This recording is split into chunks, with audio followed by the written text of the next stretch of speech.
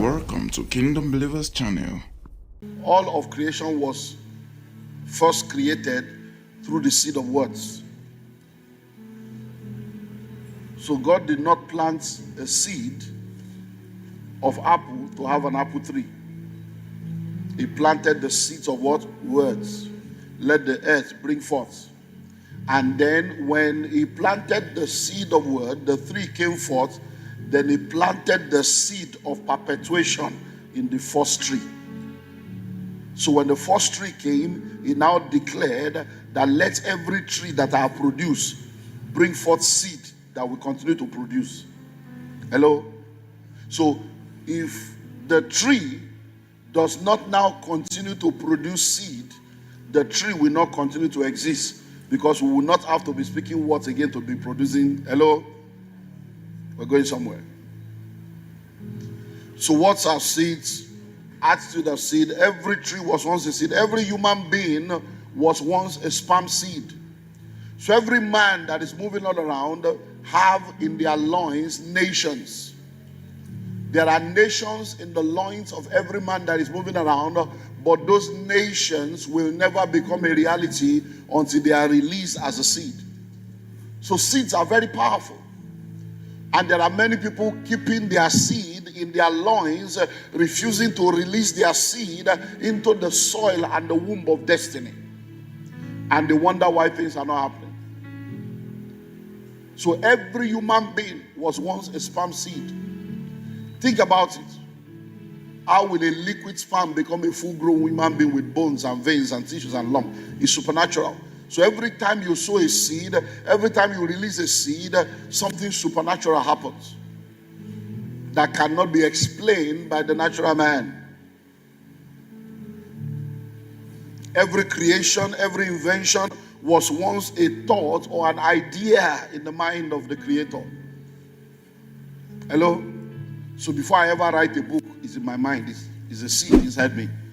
And then after a while, I begin to sow the seed in paper or in typing. And after a while, I sow the seed in editing. I sow the seed in printing and publishing. And then one day it becomes a reality. Every house that you ever want to build begins with a seed of a dream, of a desire to build. And then you go to get a plot of land and there is no house yet. But the house is already existing because you can see it, even though you cannot see it. Do you get that? You can see it inside. And then you call the architect, and then you tell the architect what you see, and then the architect helps you to draw physically what you see, and then it is now available on paper, yet to be available on land. But it can die on paper if you are not willing to sow the seed. To say, but I've already sown seed. If you have bought land, land does not equal to house. You will continue to sow. You will now sow the seed of buying material. You sow the seed of paying people. You have to continue to sow until... And guess what? When you finish the house and you pack it, you have to continue to sow maintenance. So life is all about sowing.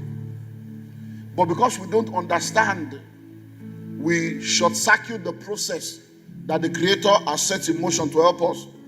The entire world, the entire human race was once a seed in the mind of the Creator. So a tree may not make a forest, but every forest begins with a tree.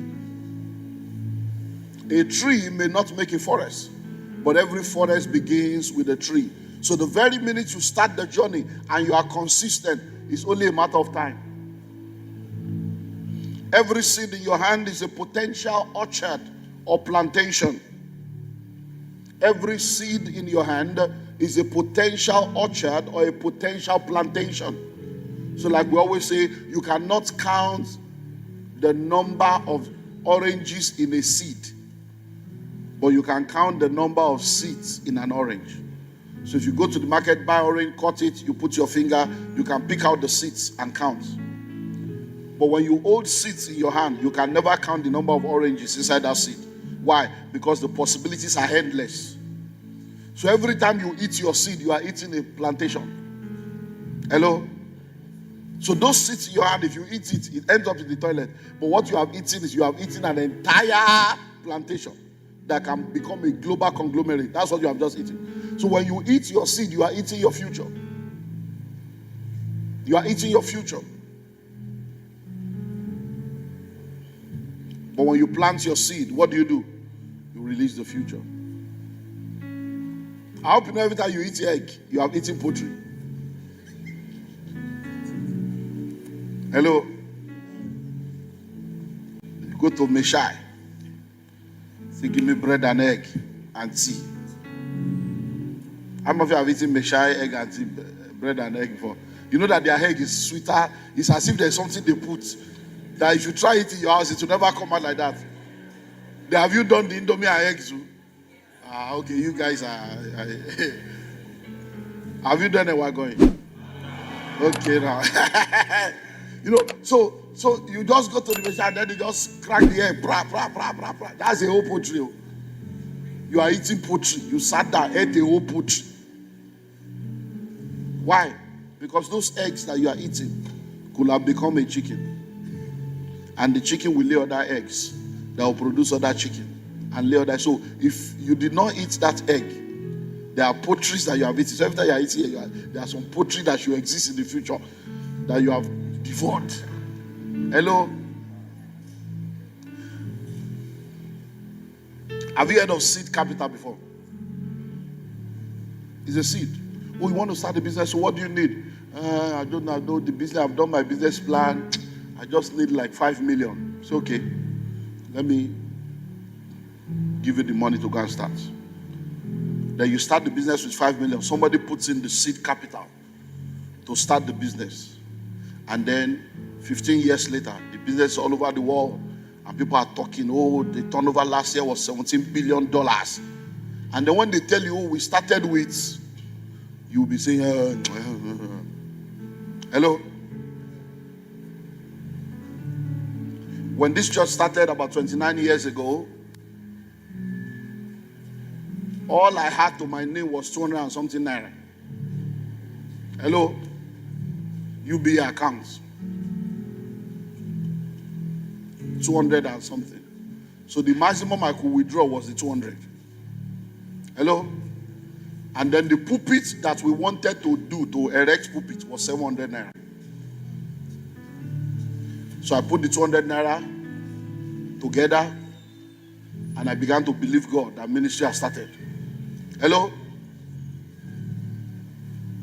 And the church started in my father's compound in Ikotu. But God has spoken to me that the church will be in Idimo. So I entered the bus and I stopped and I began to prayer walk from, I don't know the bus stop in those days, but somewhere around you have Governor's Road or something. There's one technical college. I don't know if it's still there, one technical hand. So I just got down there and I started walking down all the way to Egbeda. I was just praying. And then as I got to Sherry side, I saw a brother say, Pastor, what are you doing here? I said, that I'm starting a church and God is saying that this area is Idimo. He said, no, you have passed Idimo. Idimo is the one that the pastor. It's okay. He said, so can I join you? I said, so we started talking. I said, we're starting. I said, okay, can I sow into the work? I said, no problem. So he brought 500 naira. I gave him 500 naira. His name is Ilari Eledu. He's our lucky pastor. Hello? So 500 plus 200. I called carpenter, so Yagbalo pulpit. So we did the wooden pulpit, church started. Someone said seed capital. Is 700 naira our problem now? We are talking some danger here. So, but we started. So when we tell you now that in those days, when we wanted to buy this land, a plot of land was 70,000. We wanted to buy 4 plots, 280. All of us put together, we didn't have 50,000.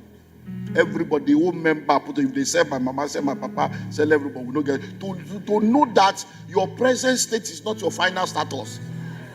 That seed you refuse to sow now is a proof of your faithlessness in your future. Hello? So what did we do? After raising offering the pulpit, we now gather people. The Gideon band. Hello?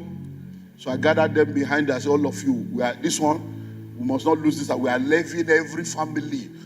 This one, a levy. It's not a levy. All of you must do something. We must not miss this land. 280,000. We didn't have. Hello? So there is a principle called the seed principle.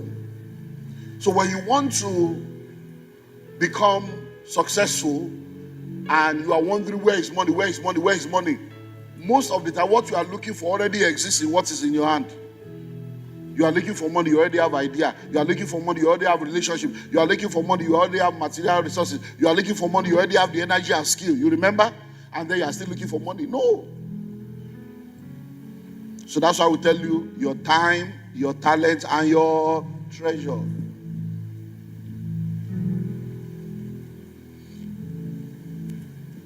Let me talk to you about the volunteer principle. The volunteer principle. Because I've seen a lot of people so fixated on making money that they refuse to sow the seed of their time and the seed of their talent. And they don't realize that in sowing the seed of their time and in sowing the seed of their talent, money will now flow as a result of the problem they are solving and the value they are offering.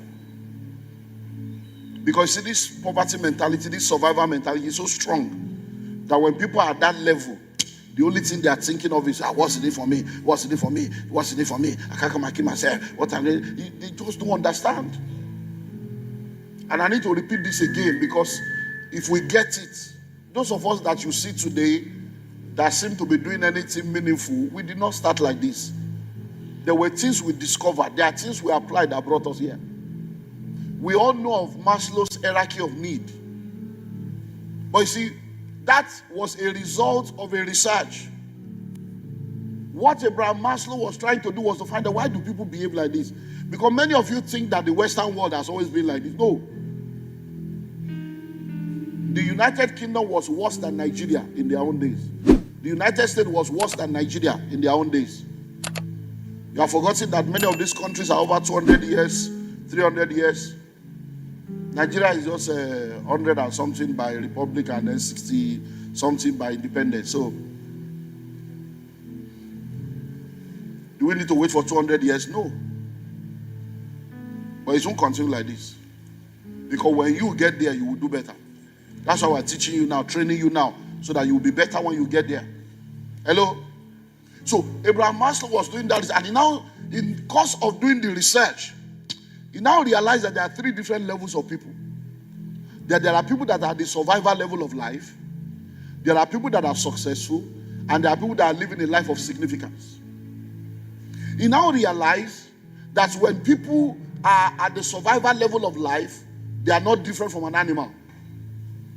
Because at that point, they are operating based on their instinct, survival instinct, what to eat, what to wear.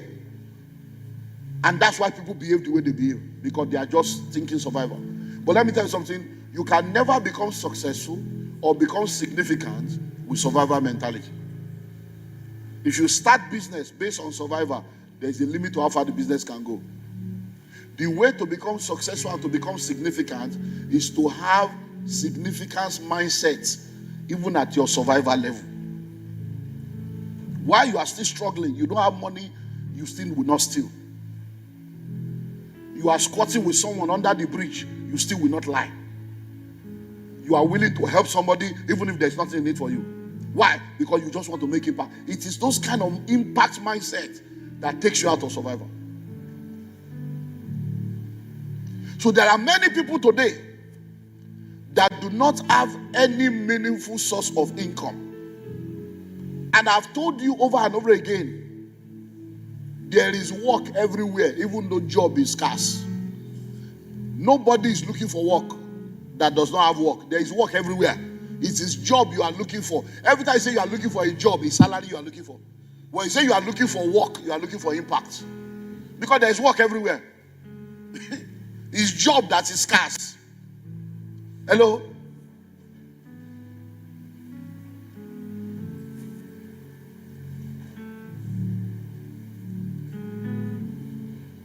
When I left school, I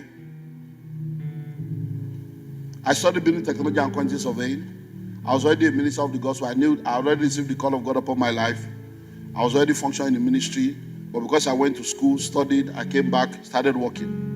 But I was frustrated Because every morning I could not do the kind of prayer I wanted to do. You wake up, you'll be in the bathroom, you'll be shabara, you will now be, is it my life? So I will go to work, truncate construction. In those days, we'll go and build all those VI, we're the one building all those high-rise building. So I was a foreman. And then we'll go there, we'll walk, then I'll be on the 5th floor, 6th floor, praying in the Holy Ghost, reading Bible, because that was my passion. So this, they'll become farmer, you'll be hearing your voice, they're looking for you. One day I just stood up and said, no, this is not my destiny. I just walked away. I didn't resign. Don't do it or it's wrong. Maybe they will even think I died. I just disappeared. No notice, no nothing. I just walked away, never to return. That's wrong. That's what I did, but that's wrong. It's my level of understanding. I was a young boy. I didn't know better. Hello? And then I knew that ministry was what I needed to focus on. That was my calling. I should just focus on what God has called me to do. Then we're at the meeting, 1992. I was still lattering there, so we're at the meeting. So we had the meeting, and then Maurice Cerulo conference, everybody came. So they were just talking and talking. I said, okay, they are starting an office. Maurice Cerulo World Evangelism Global Satellite Network Nigeria. So okay, I would like to work with this kind of ministry so that I can learn. So I went there, they said there's no job. But because of what I'm telling you now, it's not about survival. I said, whether they have job or not, it's learning. Me, I should even pay them to teach me ministry. So I now wrote a letter. I said, look, I've been told there's no job, but I'm writing to volunteer. Just to do what? To volunteer. That's why anything you want me to do, I'll just be here. If you want me to carry it, does me, I carry it, does me. Just to be in this atmosphere to learn. Because I have a call upon my life. I just want to learn. This is an international mission. I'll be able to learn how things are done. So the man, my mentor and father, Reverend Esidada, then called me and said, sit down. Say, you're a young man. Because you people will now come now and be saying that, now, you are saying you want to volunteer. Oh. Do you know what volunteer is? I say, yeah. He said, it means there's no salary. Oh. It means there's no money. Oh. Not that at the end of the month now you say they are using you and you didn't pay you. I said, no problem, sir. I said, but I believe that at the end of the month you will pay me. He said, you see, we have started. Say, you have said, we have not even finished. You have not even finished this. I said, no, what I mean is that I believe that like Joseph in the house of Potiphar, my presence will make a difference. And by the end of the month, there will be enough value that it will just be normal that will be paid. He said, but we have agreed that. I said, no, I agree. Hello? Volunteer. So I will leave house in the morning. I will go to Ajawa Estate from Ikotu. No salary, nothing. Just going. Then 1 week after coming in there, they said we should go to the store. There are a lot of VHS orders that we should go and arrange it. So we went into the store. We started arranging VHS. Benny Hinn. Different people. John Avanzini. John Hagee. So I started seeing names of different men of God. 19. I said, Robert Leadon. God's I said, all this. So I now went, I said, sir, all these VHS that we are packing, what are they for? He said, no, that what we're going to be doing is video school of ministry. That you see those projectors, that you people will be carrying the projector to churches to show them film. You remember the way they used to do bunny hair? That you put my hair, that's it says, I said, like bunny hair? He said, yes. That you'll be going to churches to show video. It's okay, sir. So I went back home. I'm like, video. So I started thinking of myself as, even though I was young, at my level, I will now go to church. They say there is a conference. I will now go there. We'll now sit down. We'll now be watching video. 1992. So I say, is it not better that they give the people the video so that men of God can sit down in their house and watch the video without having to come gather in a place? It will cost. So I went back to the next. I said, I'm just thinking, are you seeing value now? I was not thinking of salary. I'm thinking of impact. I said, I'm thinking that this one, that there are a lot of powerful men of God in this country. will they allow us to be bringing video to show their member when many of them are already going to America? That why don't we duplicate all these videos so that we can start selling the video? And churches that want us will go, but the men of God that want the video will sell the video to them. They will be watching it in their house, and that will be bringing money to the organization, because we have to now sit and be waiting for church to invite us to come and play video. But with that one, they looked at me, so you have started. Less than 2 weeks old. He said, if you can get a way to get it done. I said, no problem. So I came back again. I started asking questions. That's how I landed in Shomolu. Started going. Chrisland. What's the Ebenezer Bay? D-Cross. I went to D-Cross. Started going to different places. And that's how I got into a store. And the owner of the store said, these videos are very powerful. People will need it all. And she said, but can you give me the right so that I will be the only one producing it? I said, I don't have power over that one. I have to talk to my girl. But how do we go? I said, no. Once you give me the right, you people don't need to pay anything.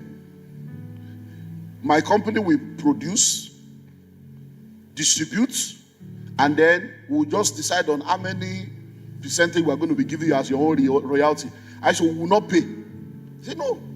And then we will not market. He said, no. He said, I will do all the marketing. Every week you'll just be coming to collect money. I said, every week. That's how I got to the office. I told my guy to cut a long story short. At the end of the month, they paid me. At the end of the month, they did what? They paid me. Are you getting what I'm saying now? Value. So you say you are looking for a job, volunteer. That company you want to work for, that you have gone for interview, they did not accept you. Write a letter to them to say, I came to this company 4 months ago for an interview, and unfortunately, I was not qualified based on the interview process. But I strongly believe in the values of this organization, and I believe in what this organization can do and what I can do for this. So I'm offering myself as a volunteer to work free of charge, just to be in this atmosphere, to put my own quota. So you give them value of what they can give to you, then you throw in what you can bring to the table. I look forward to hearing from you, because I believe my presence will make a difference. Hello? And then you never know what will happen. We have one of our sisters here. I preached on this many years ago, on volunteerism. And she had just come back from the UK, where she went to study. And when I finished, she said, she came to me and said, Pastor, volunteer. After all the money I spent in London, I will now come and volunteer. I said, you see, you are not getting it. I said, let me ask you a question. The London you say you went to, are you the one that paid? It's your husband that paid. I said, now, the house you are living in, are you the one? Your husband already takes care of everything you need. So what is your problem that I say all the money you paid? Did I not visit you in London? Don't I know that you are not the one that paid? Don't I know you? That you are now talking, I say all the money you spend. Which money did you spend? I said, now, did your husband, are you hungry? Are you the one paying for food in your house? You are not doing anything. Financially, in quotes. Not that you're not doing anything, but you understand what I mean. So you can survive without salary. You have been surviving without it. So why not go and volunteer instead of sitting there at home? I said, do you know that this your master you say you went to do in London? After 1 year, it has expired. Because by the time they now ask you, maybe you get a job 2 years later, they say, okay, what the certificate say, I have masters. When? You now say 3 years ago, they say, time has gone. That knowledge has. So she said, okay, no problem. I said, that company you want to work in, go there. And then she went and wrote a letter to volunteer. And they took her on board. Because many times you don't realize that we that are looking for staff, we are looking for someone to come and solve problem for us. So when we say vacancy, accountant needed, what we are saying is, this is our accounts. We need someone to come and help us. So we are looking for someone to come and help us, whereas you are coming with help, salary. We have more videos right on this channel to show you, but before then, smash the like button and also do well to subscribe if you're new to this channel. And you can also share this video with a friend so that you also be a blessing to them.